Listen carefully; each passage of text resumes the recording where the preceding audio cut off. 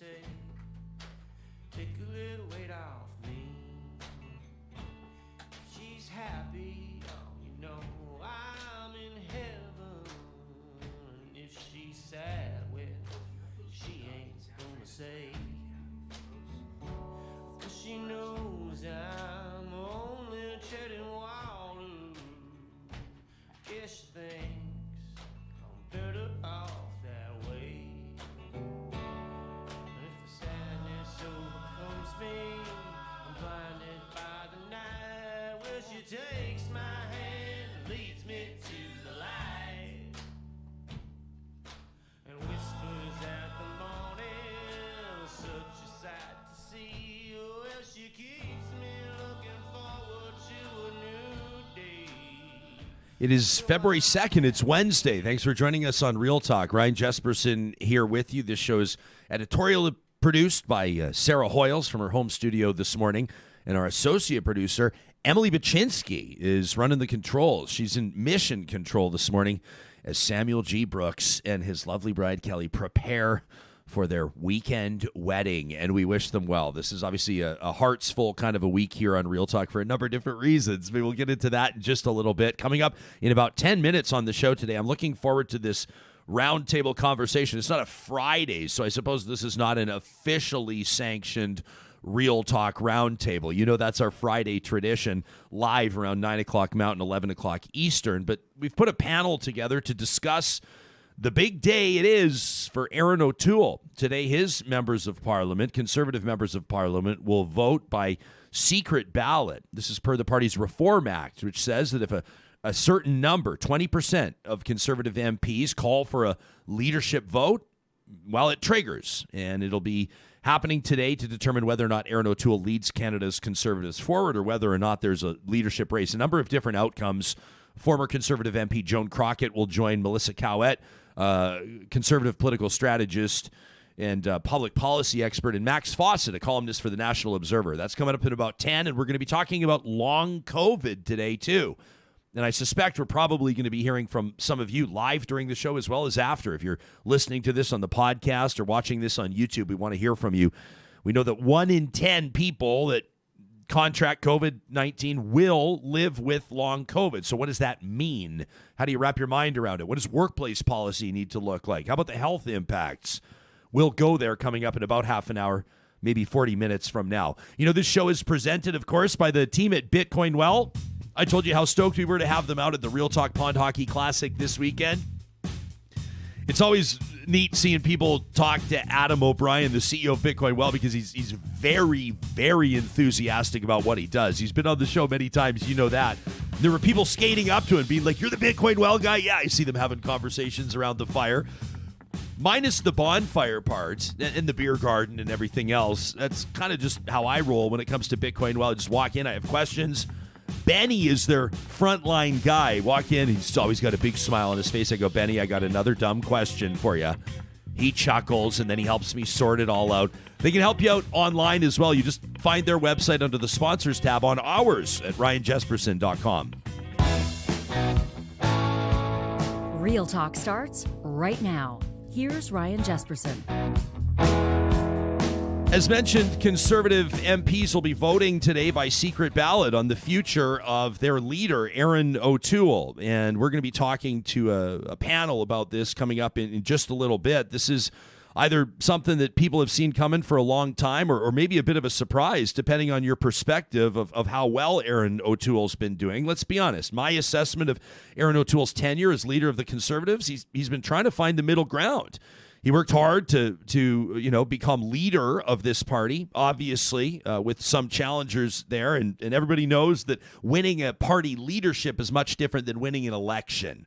Right? You win a party's leadership, you've got to get the grassroots, you got to get the members, you got to get the hardcores, you got to get people that show up at the conventions and that contribute to their constituency associations and show up at the AGMs. These are the hyper-involved. These are the people that make a party tick. These are the people that donate funds and donate their time and knock on the doors. And so you got to meet them where they're at. And so the platform that a potential leader might take during a leadership campaign will look a lot different than how that leader will take a party into a general election. And from my perspective, it looks like Erin O'Toole's losing support on the right wing of the party. We're starting to see some of his MPs speak out, including some MPs from our neck of the woods, Garnet Janus out of the St. Albert, Edmonton area, Sturgeon County, Sherwood Park. We're taking a look at these areas in and around Edmonton. Michael Cooper, St. Albert as well yesterday. Michael Cooper going on the record saying, I think it's time that the leader do some real hard thinking. There's that threat coming from that so-called right side of the party, the right flank, and then the more progressive conservatives as well, I think, have been taking a look at Erin O'Toole, for example, meeting with some representatives from this Freedom Convoy, the truckers' convoy, going, this is not my conservative party. The bigger question is not only will Erin O'Toole survive this leadership vote, but will the Conservative Party of Canada remain intact, or does it potentially go back to a two-conservative party in Canada type reality? I'm especially curious to pick Joan Crockatt's brain on this. She's coming up in just a second. Sarah Hoyle's keeping an eye on news as it continues to develop. And, of course, there's this evolving and, Sarah, I guess you say almost ever-changing scenario down on the Canada-U.S. border near Coutts. This is south of Lethbridge. RCMP moved in yesterday. At first, I think, trying to convince some truckers to move. They had some success, and then all of a sudden we see some tractors, like legit, like ag tractors, other pickups, and some semis as well, breaching an RCMP barrier and creating a whole new blockade. So what do we know right now as of the time we're speaking? Right now, I mean, they've said that the police said they were going to take action, then they stood down, and the premier went on the record yesterday saying that he does not condone this action. He wants to see this ended, but that's far from it, is what it looks like. Some protesters even went to the mayor of Coutts, his house. So yeah, I know when you say this, like back in the day, we'd say, and they went to the mayor, and you'd assume that means like they got in touch with the mayor's team and the chief of staff, and they scheduled a meeting, and they showed up to City Hall, and were there from 2 to 2:45 p.m. People showing up at the mayor's house in Coutts. I saw him on the record yesterday as well saying this has been a real, my words, not his, a real pain in the ass for the people that are living here. He says this is time to move on. This convoy, or not the convoy, the blockade, I guess it's separate but the same depending on your perspective, is I would imagine starting to rub a lot of people the wrong way, including a lot of the truckers that are stuck there. Absolutely. That's precisely. Oh, and Ranger has some thoughts too. Yeah, Ranger is not happy about the blockade. He wants them to get off his lawn too. Yeah, people were writing into the show, by the way, saying how much they're enjoying getting to know your dogs behind the scenes when we have these conversations, Oil. So this is a good thing. I got a note from somebody that pointed out, and I don't know if this is verified or not. I don't know if this is true or not, but they said, you guys got to keep an eye on the temperatures. They said it's minus 20, it's minus 25 right now. It's almost minus 30 with wind chill right now where we are. They said that there's trailers hauling livestock stuck at the border right now. They're like, there are animals that are stuck in these trailers right now. That's something that people need to be considered. Hoyles, I probably shouldn't have said that to you because, these animals can do all right keeping alive in the cold, but I just wanted to paint a clear picture of what's at stake here. Let alone supply chain stuff, let alone, the free movement between the Canada-U.S. border. These folks are all about freedom. They're really tying it up. If anything, this has reiterated, I think, to Canadians how easy it is, quite frankly, to bring everything to a halt, to grind everything to a halt. And you have to assume now that the Canadian Meat Council and others are stepping up and saying this is a real problem for us. We're going to have to halt production because we can't move our goods across the border. That's really going to get the Premier's attention. There's really not been meaningful follow-up publicly, Sarah, has there, between the Premier and a couple of his MLAs. Obviously, they're supporting this blockade, Grant Hunter in particular. A lot of people are saying, well, what's going on here is Jason Kenney losing control of his party. I wonder if that's almost a microcosm, too, right, of what's happening with Erin O'Toole at the federal level. You wonder if the same thing's happening with Jason Kenney provincially.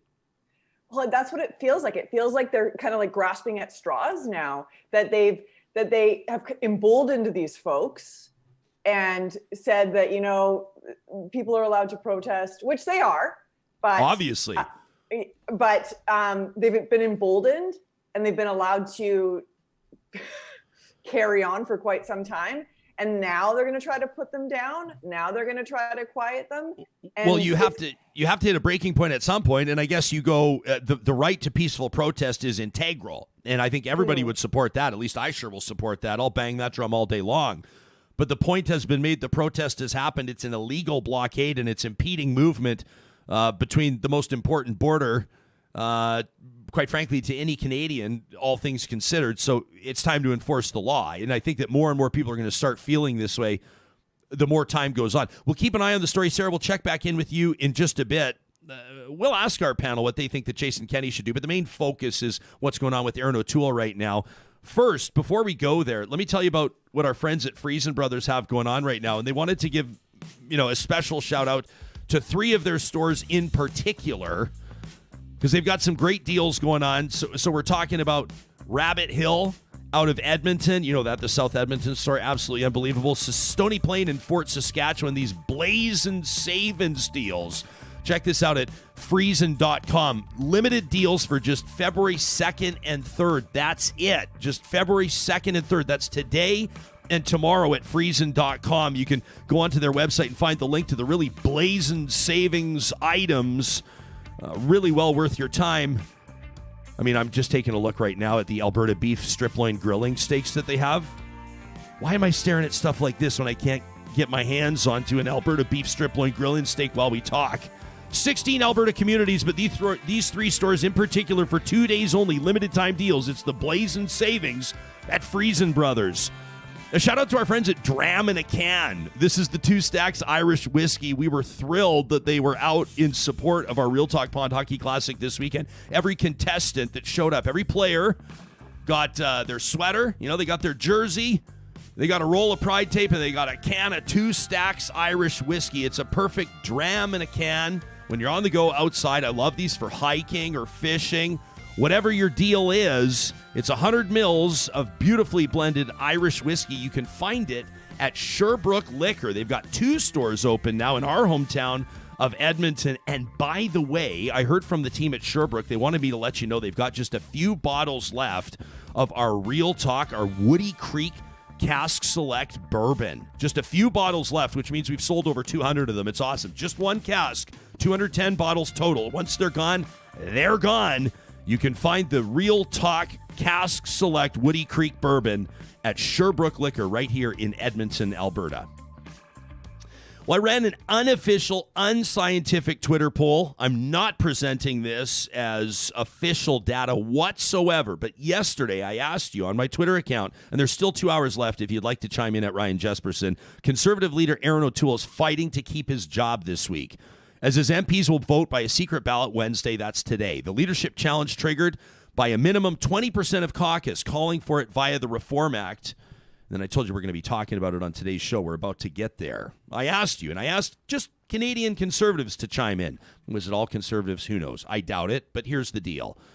I gave you the options. Keep them, boot them, or you're just here to see the results. I didn't want you polluting the survey if you just wanted to see the results. You got to vote to see them. Interestingly enough, with almost 1,900 votes, 55% said, yeah, we're just here to see the results. 29.6, we'll call it 30%, say boot them, time for a new leader. 15% say keep them. We got to keep them around. Melissa Caouette is a Western Canadian public policy expert. She's a government relations professional. She's a principal at MC Consulting. She's volunteered and worked in conservative politics in Western Canada for several years. Joan Crockatt has experience on the Hill. She was the former member of Parliament for Calgary Centre. She's a government and public affairs advisor. During her time in Ottawa, she was a member of the House of Commons Natural Resources Committee and the Ethics and Status of Women. Max Fawcett is a columnist with National Observer. He's the former editor of Alberta Oil and Vancouver magazines, and you've seen his work in the Globe and Mail, Maclean's, The Walrus, CBC, and of course right here on Real Talk. It's a pleasure to welcome the 3 of you to the show. Joan, obviously, you know exactly how this stuff goes. You've been a member of caucus. You've obviously proudly represented the people in Calgary Centre before, which, on a side note, is an interesting riding. It's flip-flopped, Conservative and Liberal, over the past 3 elections. What do you make of what's going on today, and are you in favor of Erin O'Toole sticking around, or do you think it's time for a change? I think we've got you on mute, Joan, so I just want to make sure that we get your mic unmuted. We want to hear what you have to say. Absolutely. Here you go. Okay, let's rock. It's interesting that you would talk about flip-flops, because I think that's, kind of the word of the day, and not the kind we wish we were all wearing on some beach somewhere right now. Yeah. I think you know, people are going to say this is about this policy or that policy, that they're unhappy with Erin O'Toole. And this hurts me to say that, because Erin and I were elected on the same day, November 26, 2012, and we were seat buddies. And I call Erin a friend. But I think what happened here is that Conservatives fundamentally believe in you do what you say and you say what you do. And that really has been a very great difficulty for Erin O'Toole, because he campaigned for leadership on one thing, and then once he got into an election period and then got into leadership, he did a U-turn without checking his rearview mirror. And he lost many of the allies that he has had who wanted to stay with him and wanted a coherent. But essentially they were given no warning. They were blindsided by a lot of this. So he has been noted for a lack of authenticity. And what I'm hearing from people is that it's a toxic culture right now, and things really have got to change. So I would love to be in that caucus room this morning. Right now, it'll be a fairly quick process, I'm imagining, and we'll have a result fairly soon. Erin will either be able to hold it together and he'll emerge as the leader with, I think, some humility, or we will have a new interim leader. And that's within the next 2 hours. So if 50% of caucus votes him out, that'll be 60 members of parliament that would send him packing. I suppose it triggers a leadership race in some way, shape, or form, and we'd learn the details on how that might play out. Joan, do you have are you willing to look in your crystal ball and forecast how this is going to go? Is he going to survive this? Well, the phone lines were burning up. Everybody's were last night. And some people say there's as many as 62 members of the 119 caucus who can vote that are going to vote for a leadership review, an early leadership review, or vote for a new leader, really essentially is what we're dealing with right now. But others have said, well, even if it's 35% against, there's a convention in politics that a leader actually needs about 70% support in order to continue. And we have some, precedents. Joe Clark got 67%, he resigned. In Alberta here, Ralph Klein got 60% and he resigned. So many people believe that the moral authority says that if Erin O'Toole does not get 70%, that essentially his days as the leader are over. And that is a very high bar. Yeah, Joan, and I think you're bang on. I mean, the optics of barely surviving this are not good. And it's not victory, as the term was used last night. You go into battle, you win the battle, but there's so much blood on the sidewalk, you really can't survive. That's a great point. Melissa, you put this out yesterday by way of your Twitter, and I thought it was good. You said the Conservative Party of Canada doesn't have two movements within one party. It has three. You said there's the former reformers, the social and fiscal conservatives. There's the former PCers, the progressive conservatives. And then there's the populists, you say, which is an often incoherent combo of both, determined based on political expediency. Take us into what you're seeing here. Sure. So listeners are well aware of the fact that the CPC is a big tent coalition brought together in the early 2000s with a lot of different views, the two predominant being former reformers and former PCers.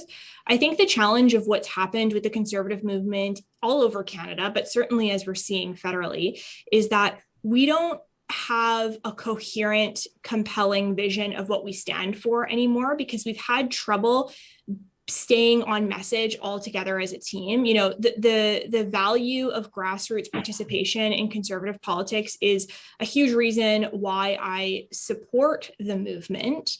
But when you have too many different people saying too many different things, and you're not in government to be able to demonstrate what ideology is going to prevail, it's very difficult to earn the trust of the public.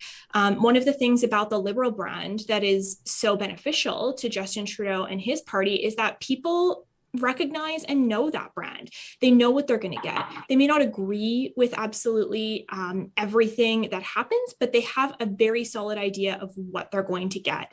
And I think that as conservatives, we lack that a little bit, because we have, the vast majority of the people who are elected conservatives and support the conservative movement like myself don't hold extremist views. And I think that's something that the public really doesn't see all the time. I'm not saying that those views don't exist. They certainly do. We've seen them in black and white that they do, but that just creates a trust problem. And so I think that feeds into this sort of populist sentiment. We're trying to figure out how to form government and how to be successful. And in doing so, I think we've said yes to a lot of different things, and we don't have a coherent vision, which I see as sort of a populist wave. And I think we need to move away from that if we want to earn trust of voters back again. I mean, I can't even imagine what it's like to try to keep a conservative party together. I mean, Stephen Harper managed to do it, right? And he kind of said, I was listening to Peter Mansbridge's podcast and Chantal Hébert, Bruce is on there, and they're talking about that scene from Get Shorty, where the guy shows up, the heavy shows up, the muscle shows up, and they say, "Who are you?" And he goes, "I'm the guy that tells you how it is." And they said that was Stephen Harper's style of leadership, but it worked to keep the factions of the party together. Max, can the what's that, Joan? Not so much. That was the view the media had. You know, I spent 25 years in the media. I love the media. I understand what we have to work with, and you work with what people, what they come out of caucus saying, and you think, oh, Stephen Harper shut them all up. It wasn't the case. We can't talk about what goes on in caucus specifically, but I can tell you that it was the most open discussion that I have ever seen in politics. And it was no holds barred, and everybody got up at the mics and talked till they were done talking. And Stephen Harper stayed there till the very end. And then after, you could go up and speak to him directly for as long as that line was there until Parliament was sitting again. Now, he was a very open leader, and if things did not fly in caucus, they did not proceed, period. Okay, Max, I promise I'm going to get to you in a second, but Joan, let me ask you, and by the way, your career in media, a lot of people wouldn't know. You and I, my very first job in media ever was with you. Now, I loved you, Ryan. You've done a great job. And by the way, congratulations on this podcast. You're doing thank amazing you. Work. I'd love it to be a little more conservative, but we'll work on that. Yeah, well, hey, that's fine. I mean, we want to have all kinds of conversations here, but Joan, I'm getting a real kick of having you on here again. You've been supportive of my career from the very beginning. Let me ask. Going to kick the what out of us right now, so I'm anxious to hear from you. Yeah, well, and I want to get to Max too. And what I'll do is I'll do that right now, Joan, and then I'll circle back with you on the Harper thing. But Max, what do you make of both Joan and Melissa's assessment of what got Erin O'Toole to this point, to this vote today? I mean, Melissa made a very good point that there is no coherent vision in the Conservative Party right now. I think part of the problem the party faces is the very way that they elect their leaders hamstrings them once they become the leader. They have to appeal to this marginal, pro-life, anti-abortion, anti-climate change, a bunch of things base, and then they have to pivot back to the middle, which is where most Canadians are. And that seems like it dooms them from the outset. It certainly has doomed Erin O'Toole here. I think what is striking is that we saw these protests in Ottawa, which have been just disastrous for the Conservative brand and anyone who chose to go near them. I don't quite understand how they didn't see it coming, but they didn't. And yet it seems like the thing that is motivating this move against Erin O'Toole is the vote on conversion therapy, which it is so mainstream, the view that conversion therapy is wrong and it should be banned. And yet there are people in the Conservative caucus who apparently call themselves the Conversion Caucus, who believe that this is a reason for Erin O'Toole to be removed as leader. These are not rearguard battles they're fighting. These are 20 years ago battles. Again, still fighting climate change, still fighting the carbon tax, still fighting LGBTQ rights. Canadians have moved on. They're so far beyond this, and yet this is the reason that the Conservatives are bringing down their leader right now. It just boggles the mind. So I don't think Erin O'Toole acquitted himself very well from the beginning. I think Joan was right. He campaigned as one thing for the leadership, and then he campaigned to Canadians as a different thing. But I don't quite see how you cannot do that under the current Conservative Party of Canada's structure.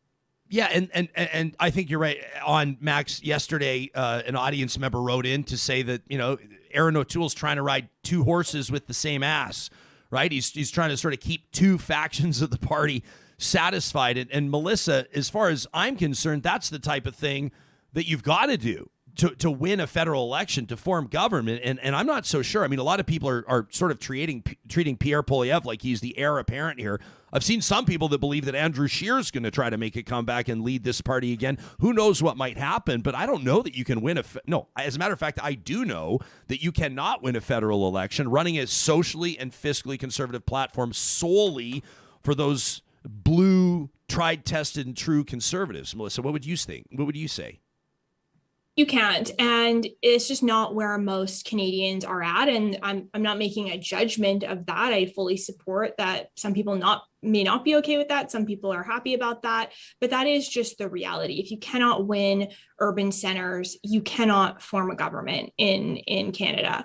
When it comes to trying to balance those two sides, I mean, Harper was able to do it very well. It can be done, albeit that was a very different time. We have a very different socio and political environment right now. We have, I don't like to say that American politics is at fault for Canadian politics, but we have things happening south of the border that people look to that definitely trickle into our politics.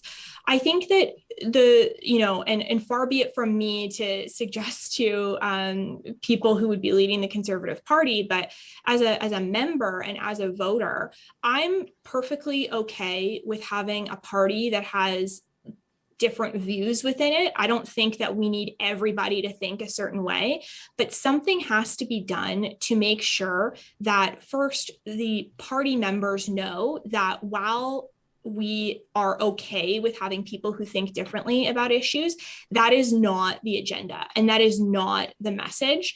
And if you can live with being in the party and accepting that, then come on in. If you can't, then maybe this is not the right vessel for what you're trying to do. A lot of what the more extreme views that we see happening and associated with the Conservative Party are probably better suited for activist movements, not mainstream political parties in Canada.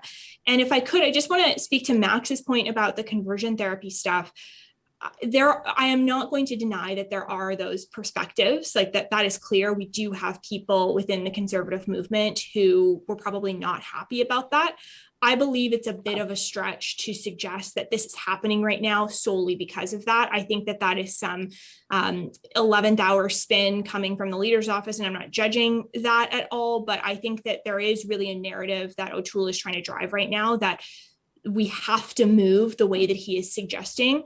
Otherwise, we won't be able to move on. And I think that was a poor choice from the people around him to sort of suggest that and put that out in the public. It hurts the brand. It might help him, but it hurts the brand. And that can't be where our leader is taking the messaging. And let me say, like, to echo Joan's sentiments about Erin O'Toole as a man, as a person, I've interviewed him many times, and he's always come across to me as sincere and amiable and all these types of things. You take a look at the leadership, it's not an easy task. On one hand, when he came out and said a while ago, well before the last federal election, said the Conservatives are going to have a legitimate and serious climate policy, and here's what it's going to look like. And I went, attaboy, right? But then you look at who were throwing the biggest punches at him. It was the right wing of his own party. I saw it happening. I'm going, man, oh man, this is not an easy job. And then people are saying, well, he can't go meet with the truckers, but you imagine what are Prairie Conservatives going to say if he doesn't?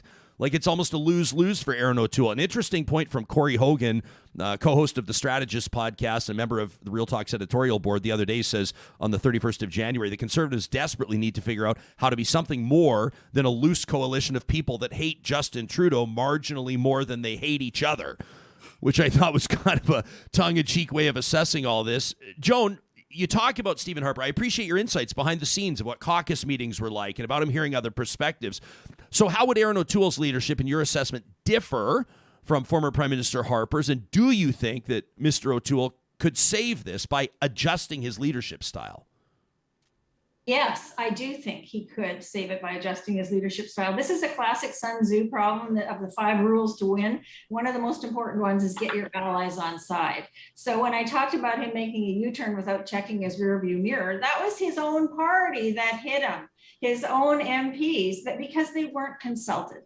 So the main thing is you can make U-turns in politics. People do it all the time, but you have to be able to keep the people who are with you on side, say, hey, we believe this, and now we believe that we've got to take a change in direction, and this is how we do it. So you have to get there in sort of a more gradual way, and people just feel they weren't consulted. So as opposed to Conservatives being a bunch of troglodytes who don't believe in climate change, they do want a coherent climate policy. But if you said when you got the leadership that you were against a carbon tax, and now today you want to come up with your own version of a carbon tax, you better take us from A to B so that we can have trust in your leadership. So that bond of trust between us and them has not been broken. That's the issue. This is all about leadership. And as much as Michelle Rempel-Gardner, whom I love, has said that, hey, this is not the right time for a leadership. You know what? Going into an election is all about leadership. Performing well in the House is all about leadership. And if your leader does not have the trust of caucus,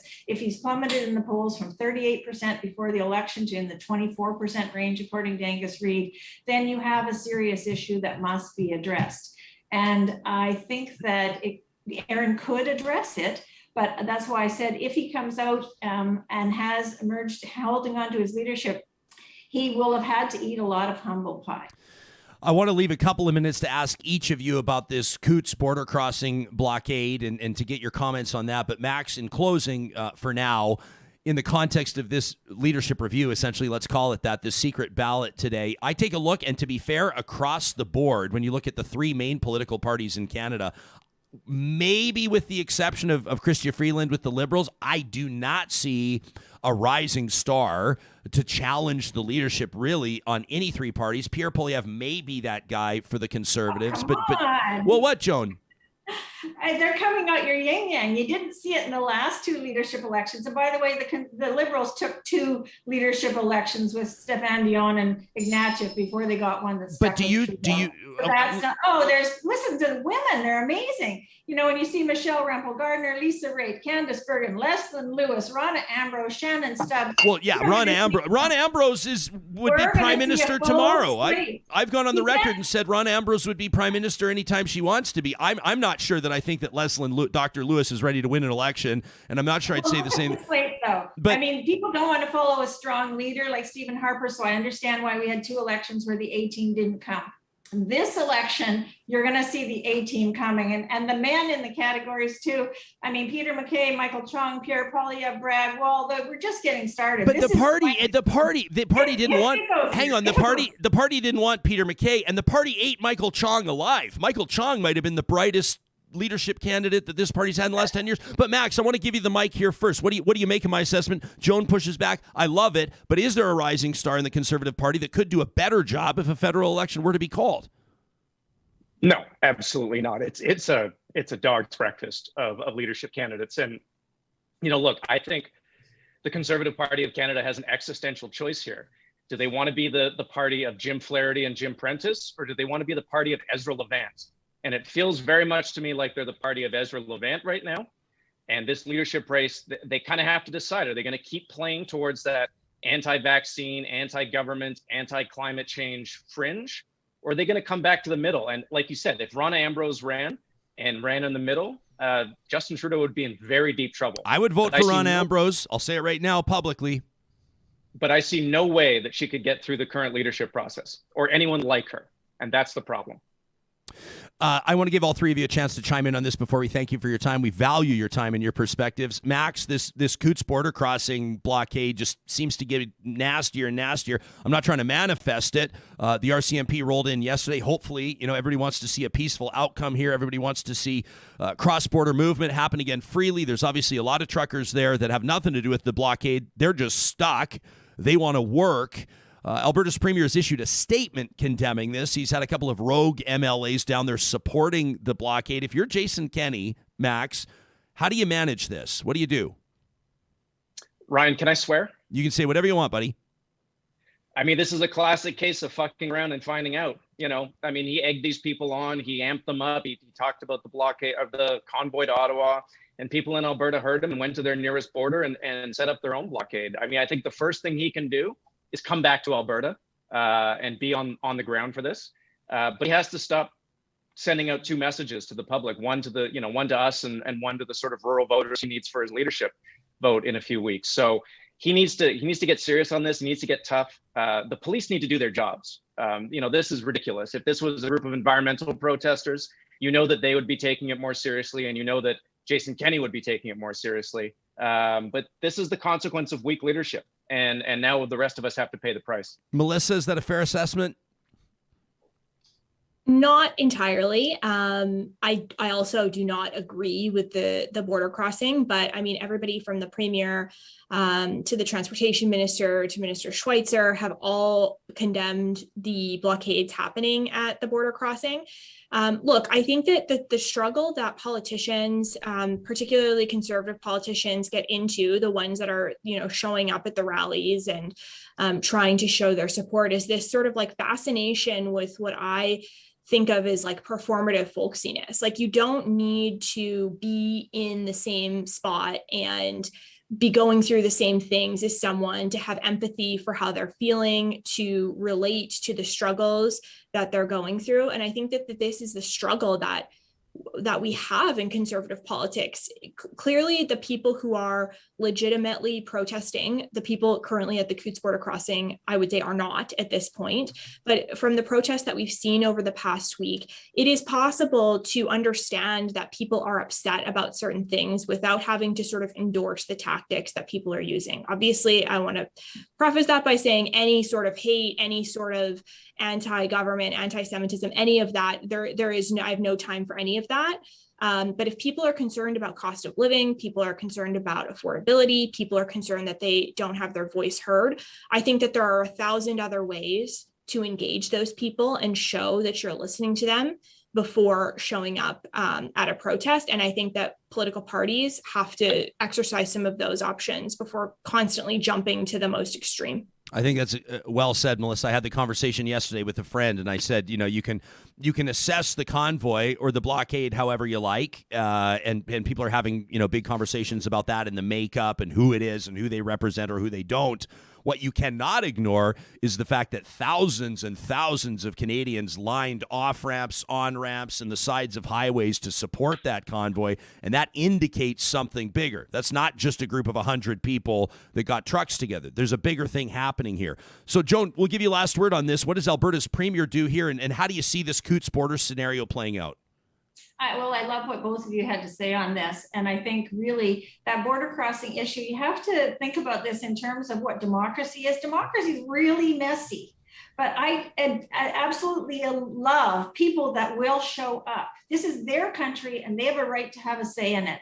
And so every one of these truckers is standing for something that they personally believe in and they want their vote heard. Now, that said, it's not Jason Kenney's issue. This is a federal issue. Border crossings are international borders. So this is Justin Trudeau. And when do you see at Roxham Road? Do you see him enforcing our rules for immigration and border crossing at a lot of other places? So there are a lot of double standards that are going on here. I know this is visible and my freedom ends where my fist hits your nose. We do at some point have to end it. People need to be able to have goods that move back and forth. So at the point, and to your point about Ezra Levant, Max, go back and look at what Ezra said on the weekend at the rally in Ottawa, because I thought Ezra was actually bang on in this instance. And I don't agree with Ezra on many, many things.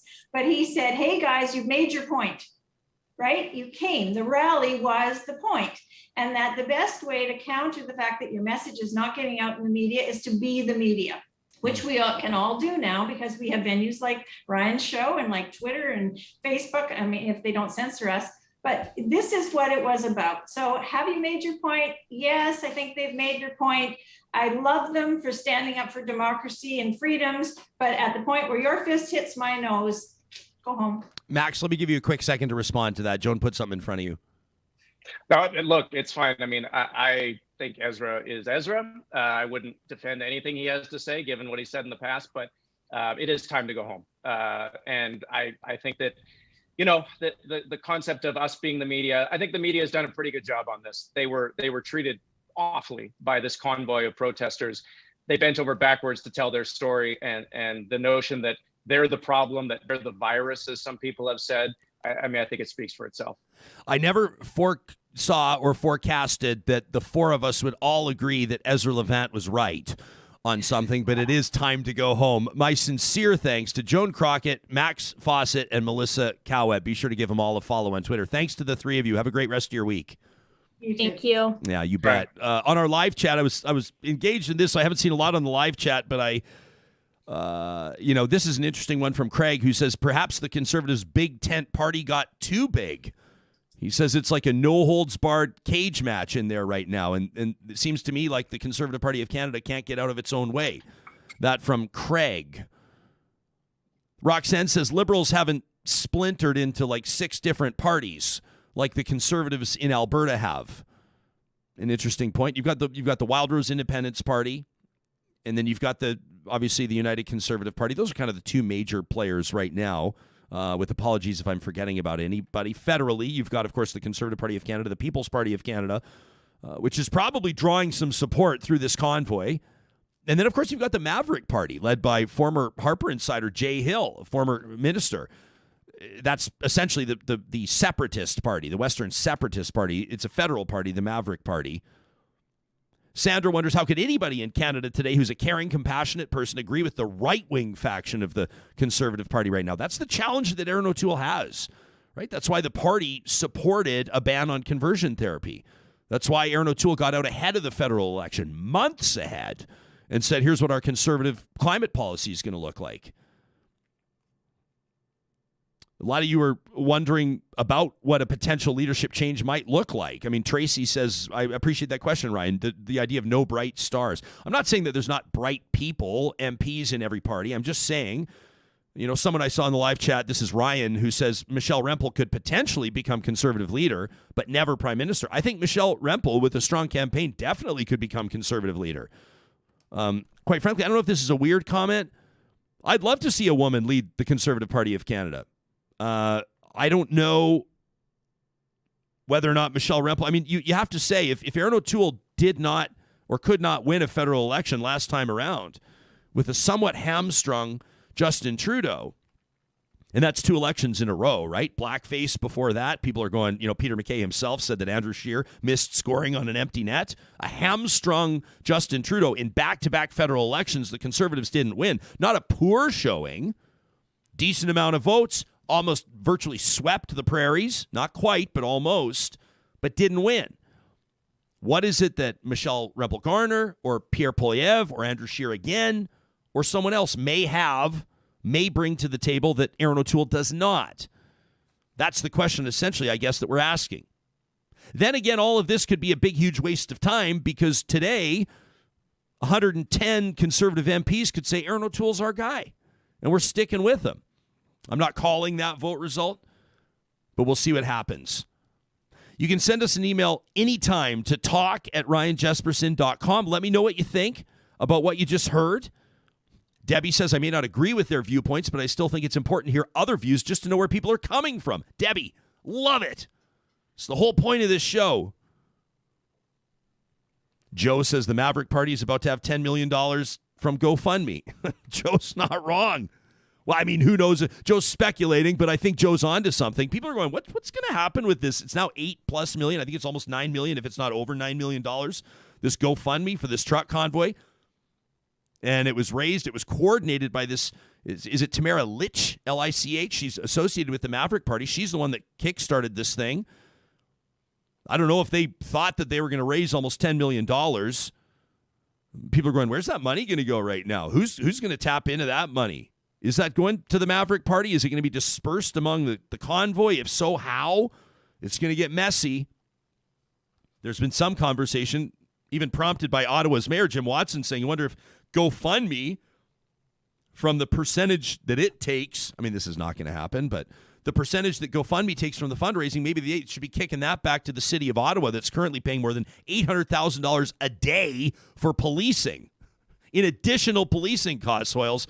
This is a pretty interesting conversation to have. You want to chime in quick on what you just heard from our 3 panelists? I thought it was a good, robust conversation. Joan made some interesting points. She's a Harper insider. She was an MP when he was there. I thought her assessment of Harper's leadership was kind of interesting. We don't hear that a lot. Yeah, I was fascinated by it. I think the fuck around and find out I'm right there. Like Max, I think, hit the nail on the head as far as Coutts is concerned. I mean, I think it's also what's happened in Ottawa. You know, we keep just inching towards the edge, aligning ourselves being conservative politicians. Man, this cat, man. It's okay. We're a wildlife friendly show, Sarah, and so cats walking through the shot are more than welcome. So we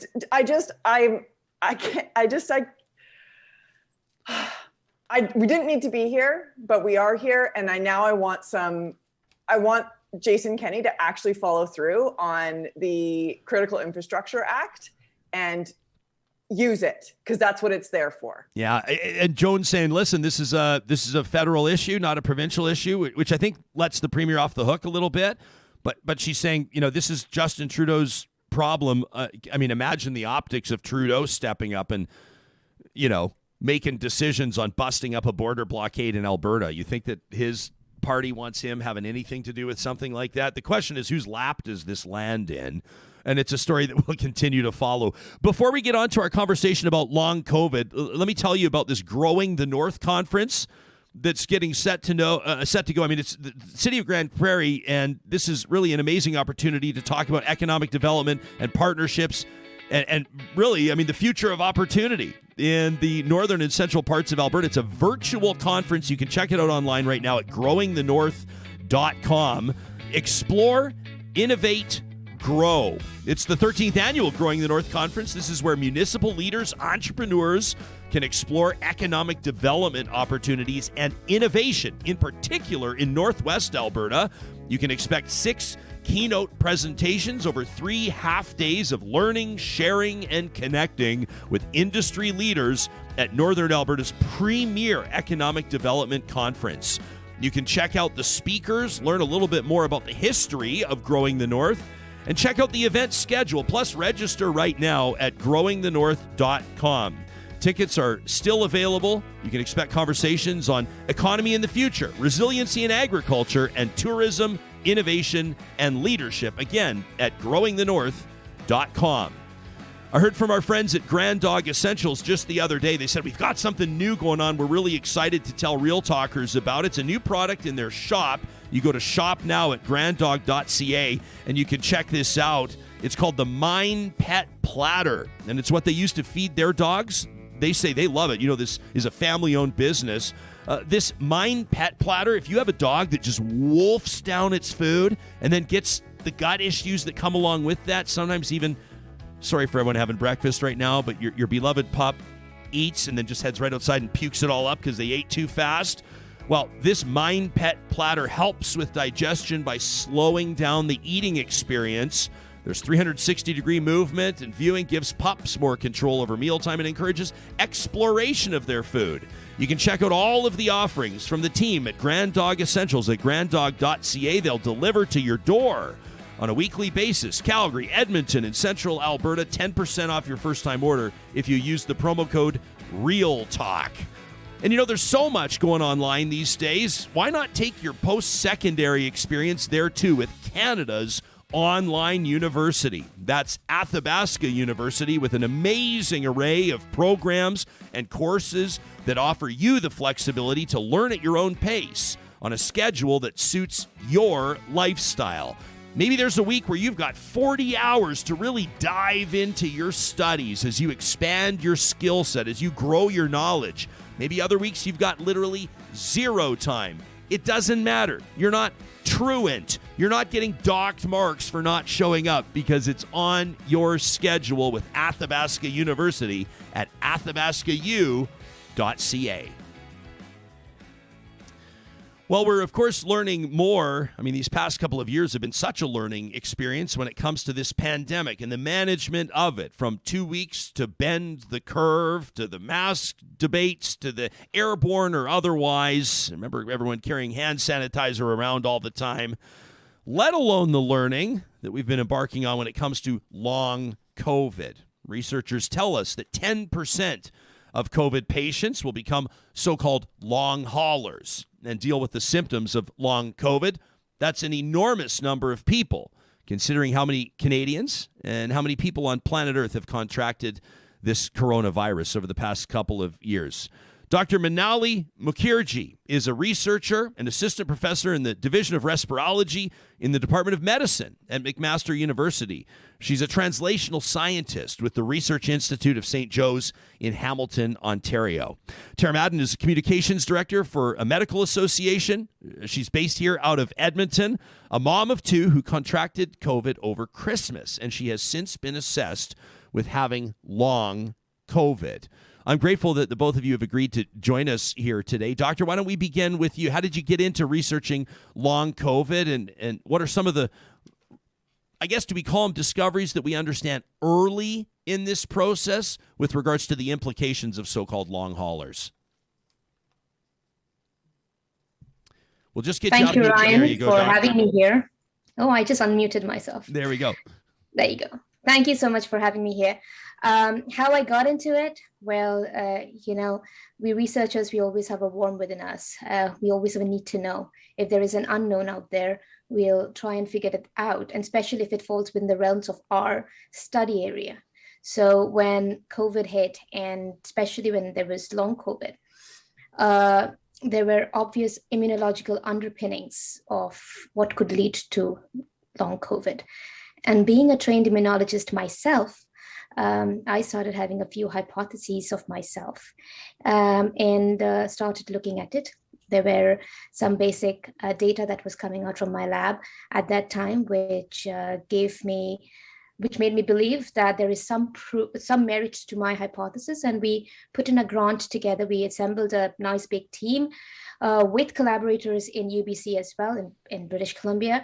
And we went for the grant, and we were granted the grant from COVID Immunity Task Force. And we have been studying long COVID patients very systematically with very well set questions so that we can really understand what is going on. And of course, I have a personal reason. I myself, I was suffering from it. I'm still suffering from it. And the anxiety that it was causing me made me realize that there are a number of people out there who are just as anxious, and we need an answer.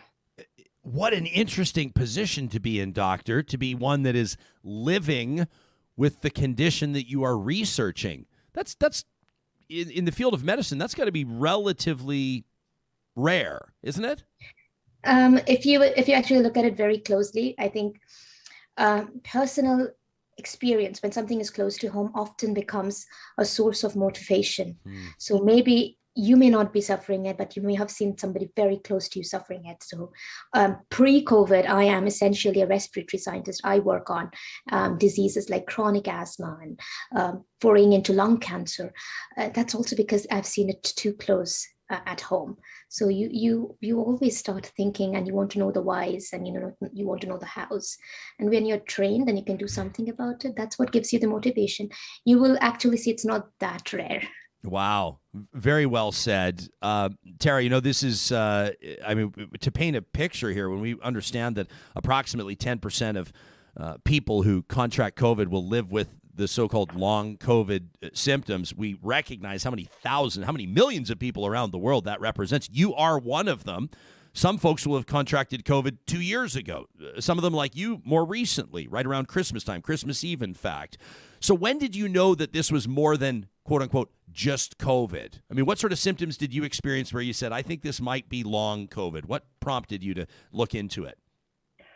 I think for me, the symptoms I was experiencing were a lot more significant than what a number of people were indicating they were experiencing, and they dragged on. I was rolling into week 2 and then into week 3, and was still having the same issues and some of the same challenges that just weren't going away. I connected with my physician. I was screened for pneumonia. That was clear, but it was very evident that there was still some things going on.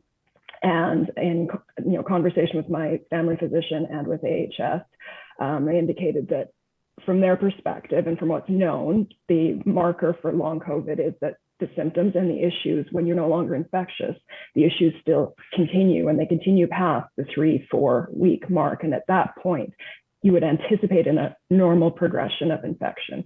that had would have been minimized, and that wasn't the case for me. So that's when I got the assessment of long COVID, which was a bit of a blow.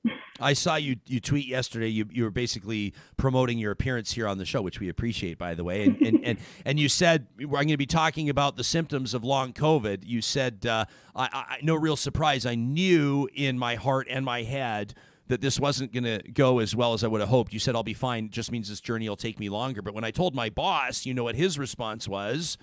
You said to suggest a meeting to review how I'm doing, what it might mean for my workload, how he can best support me. You see, I know many have not been so fortunate. So a shout out to the bosses and the leaders who see the value of their people, and that if their people feel supported, they realize that everybody wins. You said yesterday in promoting your appearance, you said you're gonna hear long COVID in my voice. For people that are used to hearing you talk, you said you'll hear it in my voice. What are some of the other symptoms, and how has, I mean, you're a supportive boss is obviously, a lot of people are going to go, I wish I had that scenario.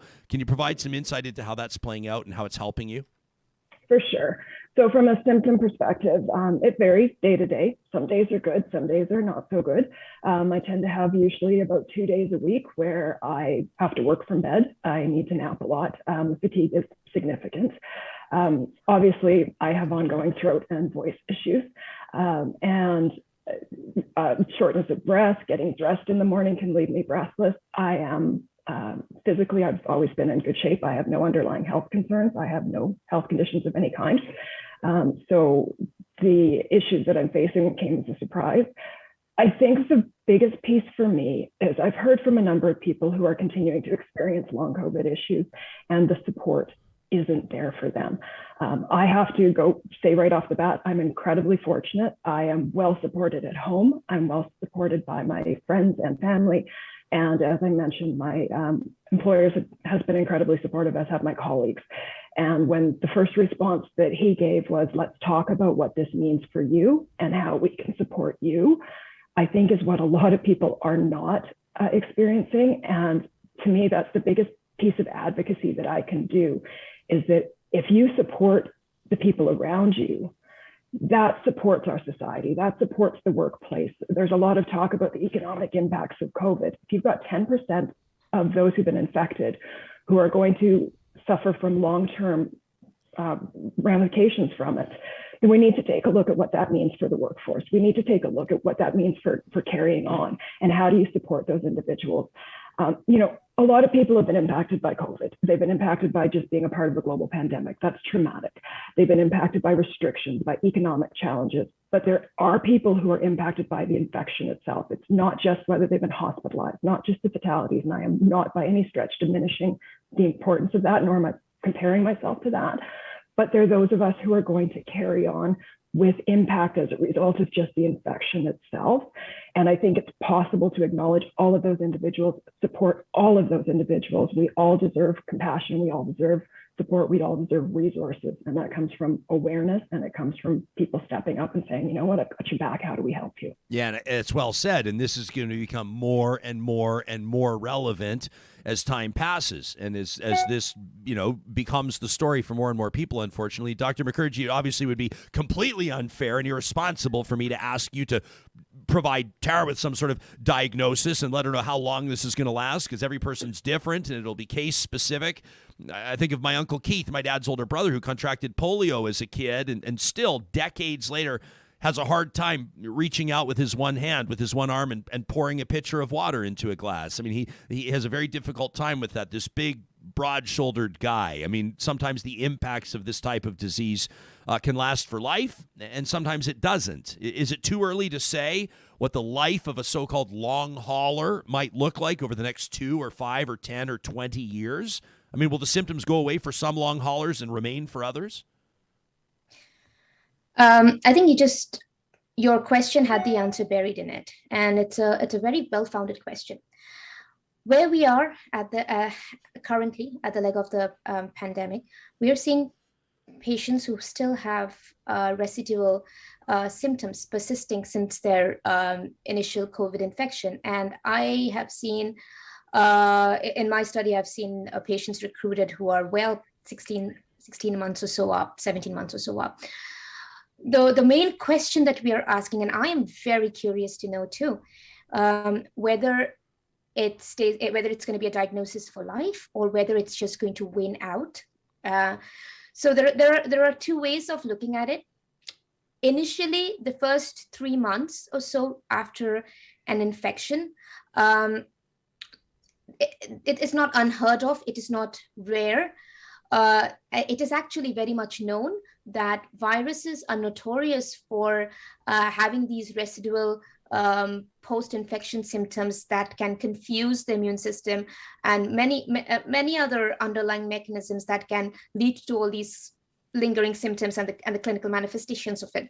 It is also known that they wane out with time. So, I tweeted back early Jan that I started smelling coffee again, and I could smell my, my orange bloom diffuser. So it felt for me, 2022 smells like hope, but it might not be so relevant for a lot of other people. A number of people still don't have their sense of smell.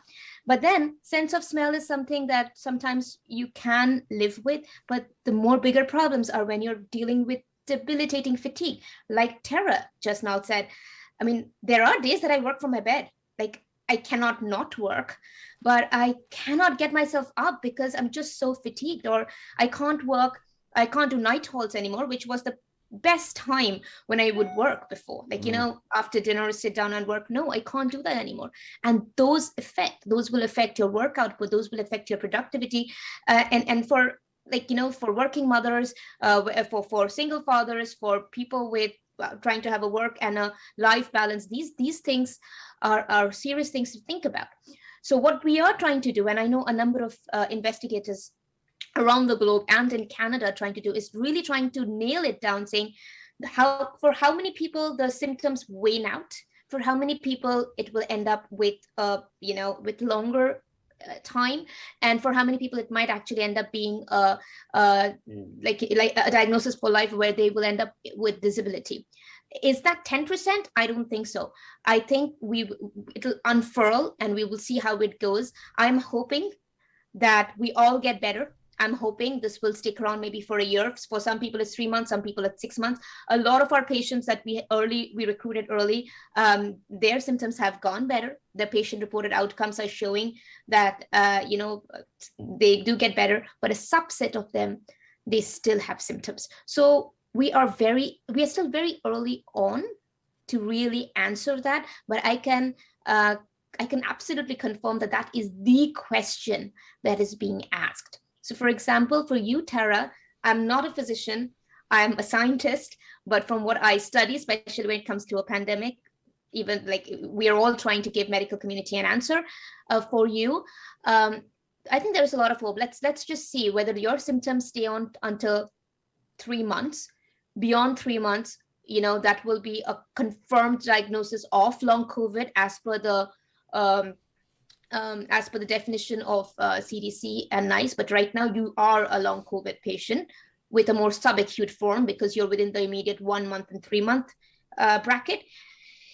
I hope you get better by 3 months, but if it's not above 3 months, you might fall within some of us who still have lingering symptoms. And interestingly, it's not just the hospitalized people, it's not just the ICU people. We see a lot of people who have recovered from home, at home, who are having these persistent symptoms. So it has nothing to do with who got hospitalized should get the medical care. I think anybody who had COVID, whether they recovered at home, whether they had mild symptoms, whether they were asymptomatic, if they suddenly start getting symptoms that they cannot attribute to any other disease, it absolutely makes sense for them to get themselves to a long COVID clinic or get checked by a physician, because they may have long COVID. We've had conversations with COVID patients on the show many times. I think of one by the name of Ashley that joined us and talked about her long COVID experience. This was almost a year ago. She was going to join us as our third today, by the way, and she was unable to make it because she had a pre-scheduled ultrasound she's expecting, and we're so thrilled for her and wish her the best outcome on all fronts, of course, with her pregnancy. But I would imagine symptoms of long COVID combined with, do you say symptoms of pregnancy? Is that a weird way to put it? But what comes along with growing a human inside, I would imagine that Ashley's being put through the ringer. I know she's up for it, though. Tara, have you experienced cynicism from some people, skepticism from some people when the subject of long COVID. I want to ask both of you this question, but you first, Tara. Have you seen some blowback from people who are not quite sure if it's actually a thing? Oh, yep. I was informed that it's psychosomatic and I'm hypochondriac, for sure. That hasn't been extensive. I think, honestly, for a lot of people, they just really don't understand it. And I'll be the first to say I didn't either. It's not something I considered. When I got COVID, I assumed that it would just run its course and we would be fine. And I knew of people who had long COVID, but wasn't as familiar with it. But certainly there are people who are quite dismissive of it and have some pointed views that they want to share with me about that. And that's their right. I don't have neither the energy nor the desire to try to convince anybody otherwise. I don't think there's much value at this point. We're so far into this that if they're not hearing what's being said, then that's not on me. Doctor, do you hear the same thing? I mean, I this is purely anecdotal, but I do see some people not quite sold on this idea. Let me first of all say, I don't think it matters. If you're experiencing something and you're getting medical advice on it, I don't really care what my next door neighbor believes or doesn't believe about my personal experience. I'm not sure that that's relevant. However, I do think that on a platform like this, it's important that we address that skepticism. Would you speak to it, Doctor? And I always believe that when it comes to skepticism, cynicism, it's basically the fear. People always fear the unknown. People will always relate to something that they have experienced or they have known of. When it comes to something unknown, there is always this doubt, and anything unknown will always creep in of fear. So I think all these cynicism and skepticism comes from not knowing and not addressing the fact that there is something to know, and to know from people who are going through it, to know from people who are studying it, to know from people who are more knowledgeable about it. In times of COVID, everybody has become an immunologist, everybody has become a doctor, So all we do is just smile and nod along because we know what we are seeing. You'll be surprised, Tara, that unfortunately what you are going through is almost a year from when long COVID actually started being, being highlighted. It was after some massive efforts done by some early long haulers who didn't even know if they had COVID because the early leg of the pandemic, they didn't have PCR tests as available. So they didn't know, but they still came together as a community that was suffering. They empathized with each other, and they got this market survey out, and they said that, oh my God, it cannot be just a psychosomatic thing, because there are people who are reporting the similar symptoms that have never known each other, right? So there are almost 200 symptoms as of today that has been reported associated with long COVID, but there are some common ones that are there, like brain fog, neurocognitive, mild issues like memory losses, difficulty to focus. There has been GI issues that has been reported, but the most common ones are chronic fatigue that keeps coming on and off, exertional dyspnea, which means shortness of breath when you're trying to do some exercise, take a flight of stairs and stuff. These are common, and a little more milder symptoms like loss of smell or having phantom smells, loss of taste. So you see, these are things that are there. Not everybody is having every symptom. You're having but there's a constellation of symptoms out there. So it is not unreal. It is there. There will be skeptics. There will be cynics. The whole point is to know what you're believing, to have honesty in your belief, and to be determined on that path. How does that make you feel, Tara? I've been asked a few times how I feel about what's happening, and it's. I think you hit the nail on the head. It's fear. Then that feeds skepticism for sure, but it also feeds anxiety for myself. I don't know what to expect. I don't, when is this going to get better? Is this going to get better? Is something going to change permanently for me? And what is that going to mean? And I'll deal with it. But it is comforting to know that you're not alone, because I think the people I've spoken to, ultimately, we feel a little lonely. And, I'm trying to get through my day. I'm trying to get through my day-to-day activities. A lot of it, you hide some of the stuff that's going on because it's just easier to power through. So knowing there are other people you can talk to, knowing that there are other supports out there, knowing that there is validity to the experience that we're having. It's not just anecdotal, it's being supported by others' experiences. It's validating for sure. And I think I feel fear. Like, I don't like this. I'm not enjoying my experience. I worry about what it means for my family. My kids have gotten used to me being sick, and I don't love that. So there are a lot of emotions at play. And for me, I'm early enough into this that I'm still processing. So having this information, this has been so beneficial, hearing some of the background on the research. I really appreciate you sharing that, because that helps to inform my understanding of my situation, as well as being able to support the people around me, because there are others around me experiencing very similar things. Yeah, strength in numbers. It's one of those things, and it's kind of, a little bit up in the air, isn't it, Doc? Like you say, like one day, I don't know if it was suddenly, I don't want to put words in your mouth, but all of a sudden you could smell coffee again. And that's going to be a huge, encouragement to people that have lost their sense of smell. Meantime, one of my friend's wives, very interesting. Both of them contracted COVID. His symptoms were very mild the entire time. She became quite sick. He can taste everything right now. She still, months later, can't taste anything. It's an individual thing, and I don't know that you can sort of proclaim to someone symptoms will typically last between 3 and 12 weeks. You can't make that type of proclamation right now. I know that there are people that may be interested in participating, Doc, in your study. Are you still keeping that door open? I think at last glance I saw you were talking to about 120 people. Are you still looking for more?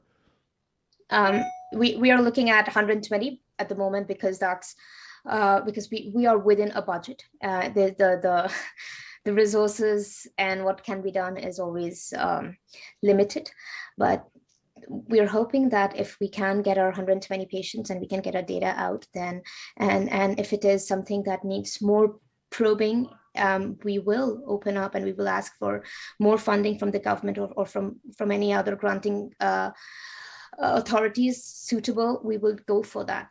That said, I do want to make a point that there always needs to be a definition to have some place where you cut down on the variables, especially when you're trying to study something. If you have too many variables, it becomes difficult to reach a conclusion that is conclusive, right? So to make sure that that conclusion can be reached, we are keeping, and it is the definition that is currently seen, is that anybody who has persistent symptoms not attributable to other diseases, 12 weeks and after, that is what we are recruiting as long COVID, and that is what we are believing as long COVID, because we are hoping that a number of them will get better by 12 weeks. So that's the hope, you see, and hope is a big thing. I think the problem which completely shatters this, it's almost like Hulk smashing through a bloody building, is that when there are conspiracy theories that comes in, and you have horrible trolls on Twitter and on Insta who are just trolling, and you're like, I'm only saying what I'm studying. But they will be there. But all I would say to the community is that we're all in it together. To the ones who are going through long COVID, to the ones who are getting better, to the ones who are supporting family members who have long COVID, and to the ones who have thankfully no idea about it, feel blessed, be with us as we are in it as a society, have faith, and we'll get out of it, or we'll find something out of it that we can be rest assured that's going to be what we'll be doing. But at least we'll find an answer and we'll be in it together. So yes, my way of contributing to that is doing what I have been trained in, is to do a trial, to study the immunology. There are a lot of people who are doing that, and everybody has a part to play in it, whether you as a media person trying to set the right accord and trying to get the right feeling, Tara as a patient advocate who's sharing what she's going through and talking about the hardships and how she's feeling, and giving strength to a lot of people who does not have her strength of voicing what she's going through, and yet having that hope in her voice, and she's smiling at me as soon as I said that by 12 weeks a lot of people will win out. That's what we have to do as a responsible community, as a responsible society, to get out of this. Yeah, well, I know Tara a little bit. She's kind of like Chuck Norris. A lot of people are going to say, coming up next, COVID contracted Tara Madden. So I know that you're not done fighting yet. Hey, let me read you this tweet. This is from Nancy. I love this. She says, I'm loving Real Talk right now with the long COVID discussion. She says, Tara, great job, Ryan, bringing up people denying if you're experiencing something. Who cares if your neighbor doesn't believe you? She says, I'm paraphrasing that, of course, but 100%. And she hashtags long COVID kids. Doctor, before we go, is that a thing? I wasn't planning on asking this question, but Nancy brings up something great. Do we know anything about age demographics? What about other demographics? Is there a particular group that's more susceptible to become a long hauler, so to speak, or to contract long COVID? Yeah, so I'm dealing mostly with adult population, so above 18. Okay. Yesterday there was a really interesting piece on the agenda at TVO where Dr. Banerjee from Toronto, she spoke about, and she's a pediatrics, and she said that yes, there are kids and mostly teenagers who have long COVID. So yeah, it's a thing. All right. Good stuff.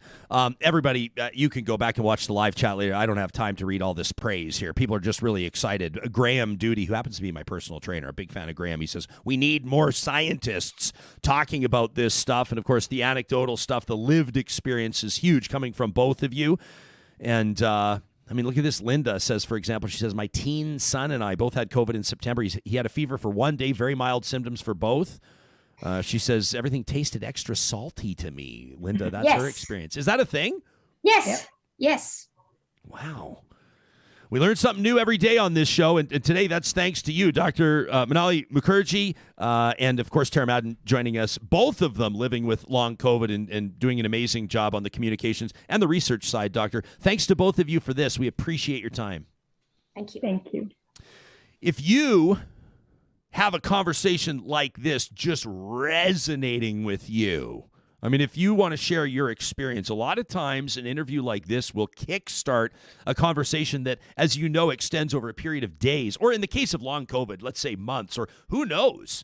I mean, maybe even years. This is a story that will stay on, that will stick on, and our editorial direction is made more robust, more full, more legitimate, more intuitive, more representative with the more feedback that we have from you. So we encourage you to email us anytime.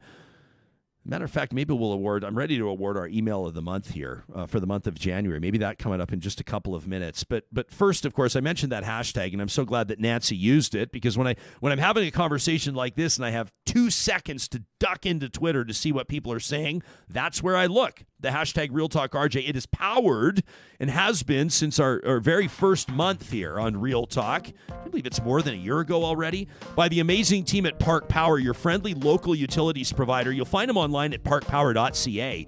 There's been something going on over the past couple of weeks, and we've been sharing these posts with you, tweets and Instagram posts from Real Talkers that have taken their business from the big giant companies over to Park Power for electricity, natural gas, and internet. And they're telling us they're saving money. They're saving money en masse in significant amounts.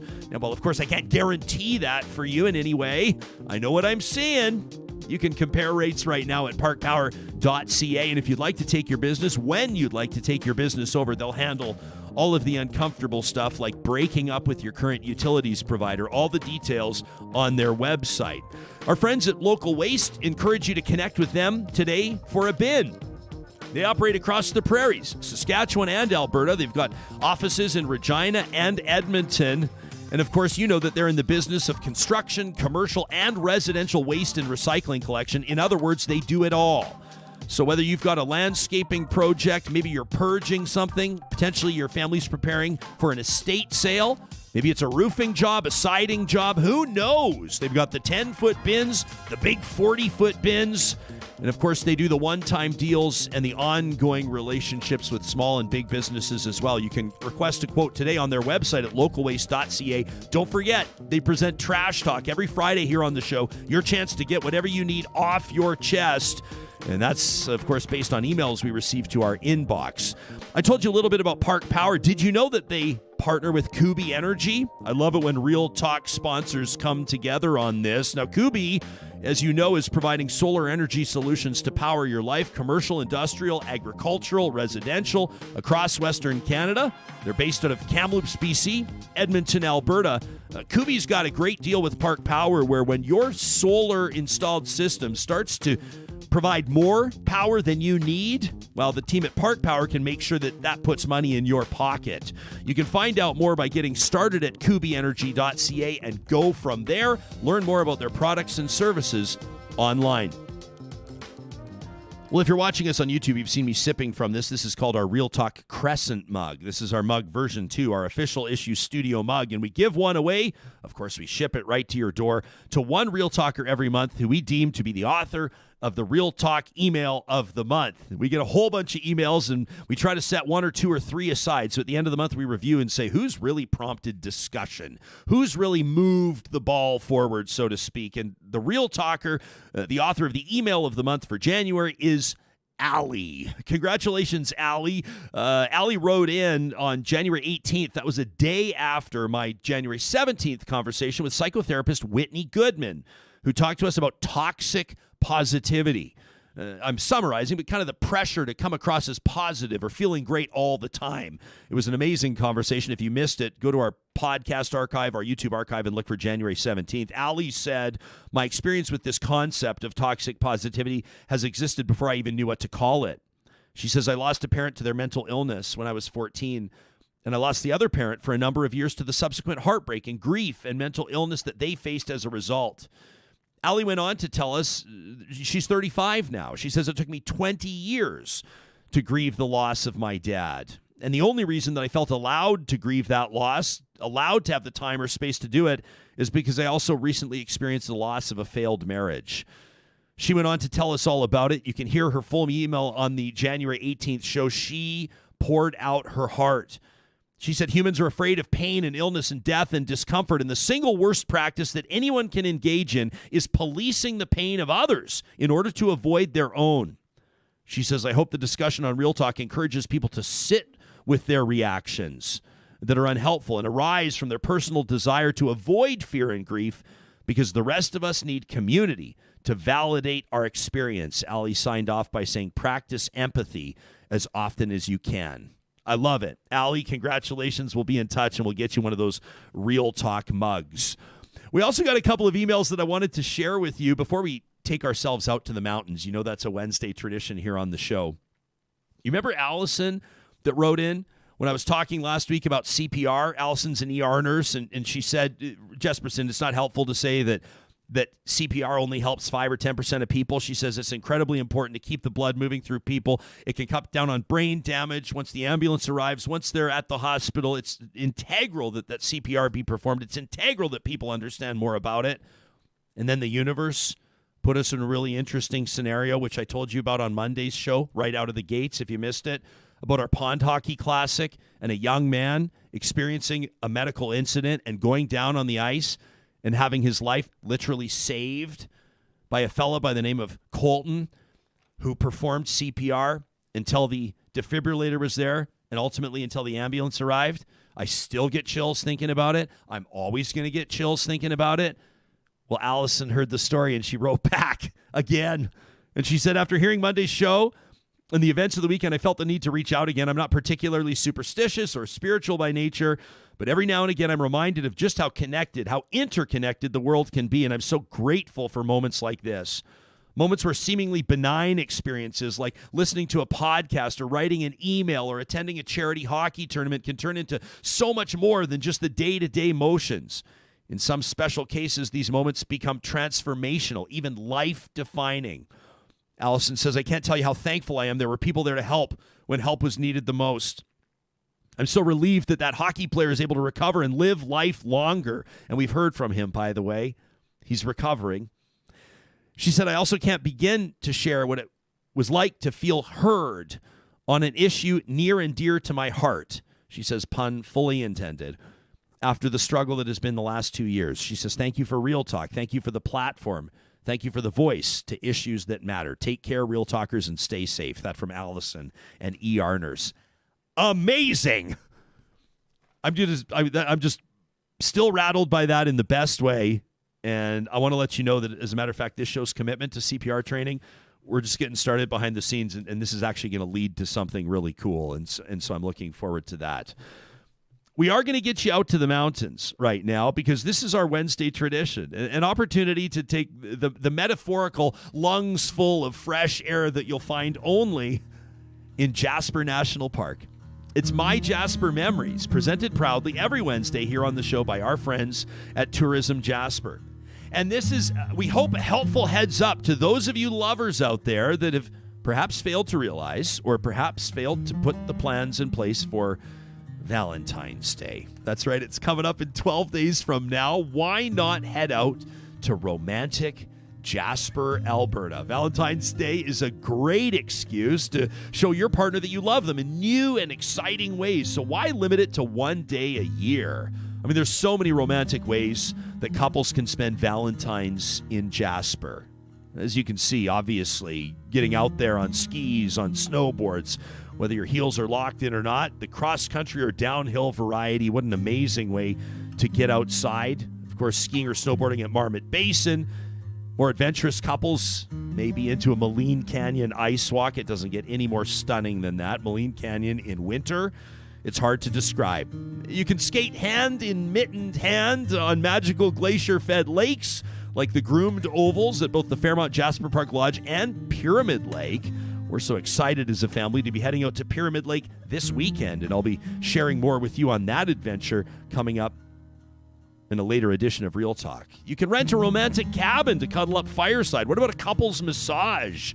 What about stargazing in the winter with a Jasper Planetarium experience, or go really special? Hey, blow your loved one's doors off, knock their socks off with a helicopter tour.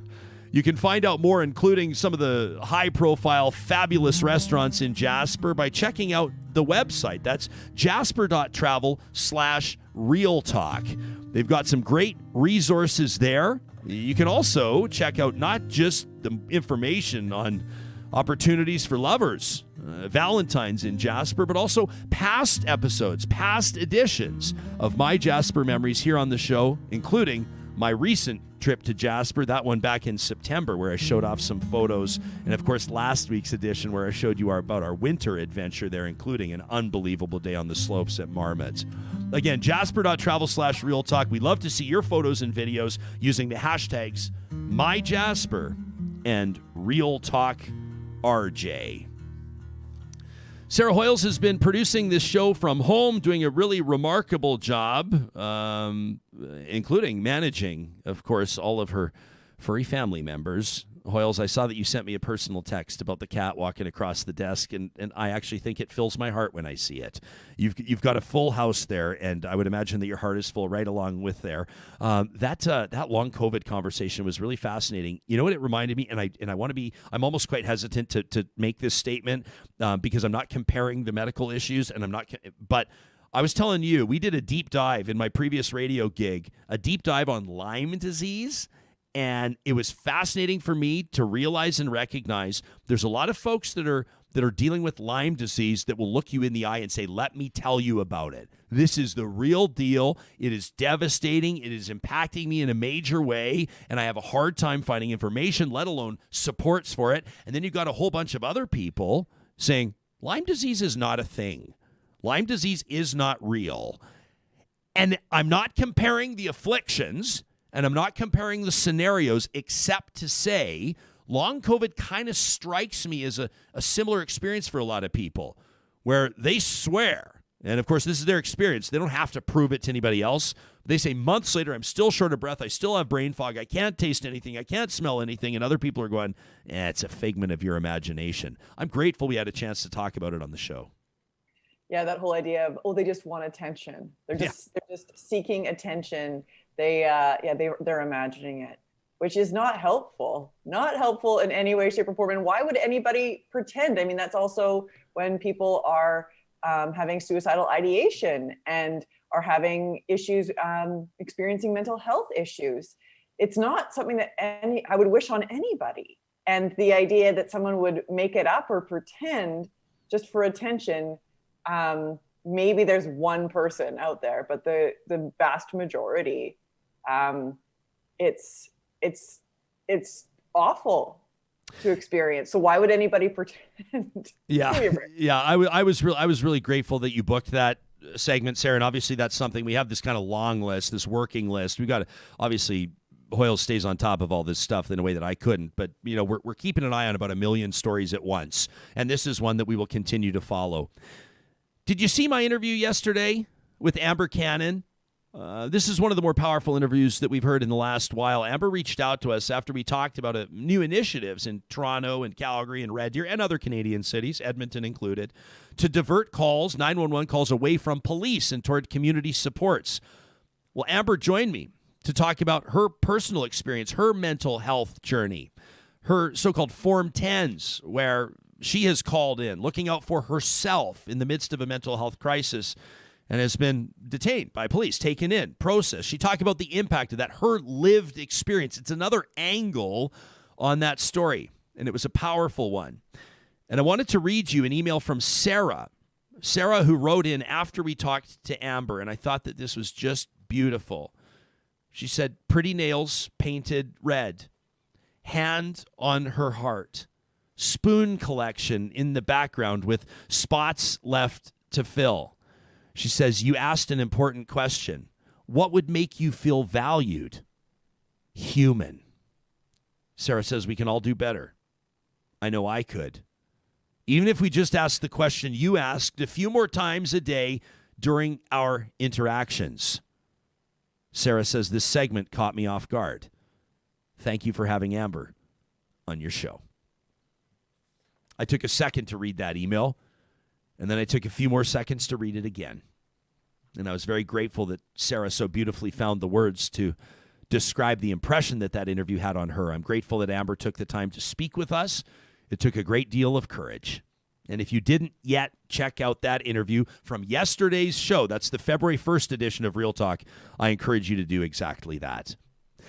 These conversations happen because we have sponsors that are committed to Real Talk, and that includes the team at Eden Landscaping. I've been reminding you, and by the way, I'm speaking from personal experience because we're looking to get Eden doing some work at our place. And so when I say now's the time to reach out to them and now's the time to kickstart the conversation, I know that because that's what we're doing.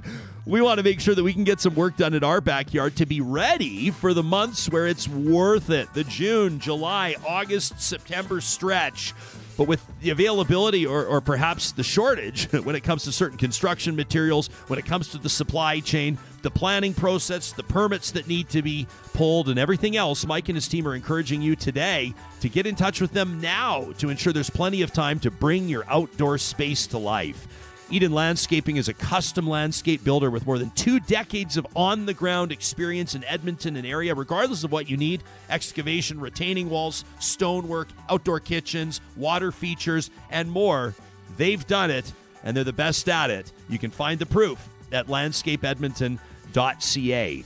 Also wanted to tell you about our friends at the Dairy Queens of Northwest Edmonton and Sherwood Park. Of course, you know that they've always got monthly specials for Real Talkers, and one of the things that we're keeping an eye on right now, because how could we not, just in time for February, just in time for Valentine's Day, is the Red Velvet Cake Blizzard. It's not here round the clock. It's not here round the year. It's here now, though, at the Dairy Queens in Palisades, Nemeo, Newcastle, Westmount, and Baseline Road. The Red Velvet Cake Blizzard. What a perfect treat for the loved one in your life or for you. Nobody will judge you for parking in that parking lot right outside the Dairy Queen and crushing it in 3 or 4 minutes. Wyatt Rudy, my 6-year-old son, would like to remind you about the consequences of brain freeze. He said, make sure you tell Real Talkers about that when they crush their blizzards too fast. I said, Wyatt, I'll make sure that everybody knows. And of course, what would be this show without another mention of this Dodge Ram 1500 crew cab Longhorn that I'm driving right now. It's one of the coolest vehicles that I have ever been behind the wheel of. And then I wanted to let you know that I know there's at least one other one right now on the lot. At least one other one, because I saw it. Beautiful. Sherwood and St. Albert Dodge, they can share their inventories, which means that whether you're looking for a Ram 1500, maybe you're looking for the big 3500 1-ton, maybe a dually, or what about something out of the Jeep lineup? They've got offers on right now, specials, and they want to compete for your business. You can check out all of their inventory online via the sponsors tab on our website, or, of course, you can go ahead and see them in person. Now, coming up on tomorrow's show, you're not going to want to miss it. It's a Thursday edition of Real Talk. It also so happens to be right around Calgary Mayor Jyoti Gondek's 100th day. It's kind of tradition to talk to politicians about those first 100 days in office. That's what we'll do. Plus, Dr. Dawn Caron, a fashion psychologist, joins us as part of our coverage of Black History Month. And we're going to be covering that from a number of different angles, inspiring stories, enlightening perspectives. We're going to challenge each other, too.